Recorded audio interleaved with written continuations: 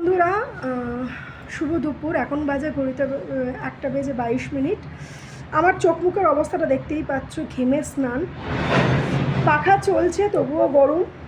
আর সবথেকে বড় কথা, বেলা 1:30 বাজতে যায়, এখন আমি স্নান করতে পারিনি। কারণ হচ্ছে এখানে জল যেহেতু আমি কর্ণাটকে রয়েছি, এই ভিডিওটা স্পেসিফিক্যালি আমাদের নর্থ সাইডের মানুষদের জন্য, যাদের কাছে জলের কোনো কষ্ট নেই। জল প্রচণ্ড পরিমাণে অপচয় করে, প্লিজ করো না। কর্ণাটকে আমরা রয়েছি। আজকে সানডে, আজকে স্যাটারডে রাত 10টা থেকে কাবেরীর জল আসা শুরু করে।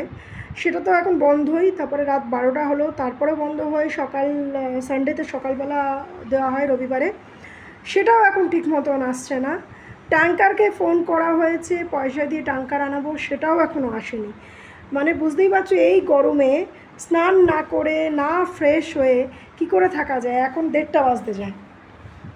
তো তোমাদের কাছে আমার একটাই রিকোয়েস্ট, তোমরা যারা সাফিসিয়েন্ট জল পাও, প্লিজ জলের অপচয় করো না। তোমাদের ভবিষ্যৎ প্রজন্মের জন্য কিন্তু সঞ্চয় করাটা খুব দরকারি। কারণ আজ আমরা প্রকৃতির সাথে যদি হিংস্রতা দেখাই, হিংস্রতা কিন্তু প্রকৃতি আমাদের ফিরিয়ে দেবে। সারা জায়গায় বৃষ্টি হচ্ছে শুনছি, শুধুমাত্র ব্যাঙ্গালোরে নেই। কারণ হচ্ছে ব্যাঙ্গালোর কিন্তু ওয়েদারের জন্য ফেমাস, এটা আমরা সবাই জানি। কিন্তু এই প্রথমবার ব্যাঙ্গালোরে এত গরম, এত গরম, এত গরম, বৃষ্টি হচ্ছেই না। গত 2 মাস ধরে শুনছি বৃষ্টি হবে, কিন্তু বৃষ্টির দেখা নেই। কেন বলো তো? গাছ কেটে ফেলা হয়েছে, প্রচুর বড় বড় বছরের পর বছরের পুরনো গাছ কেটে ফেলা হয়েছে মেট্রো তৈরির জন্য।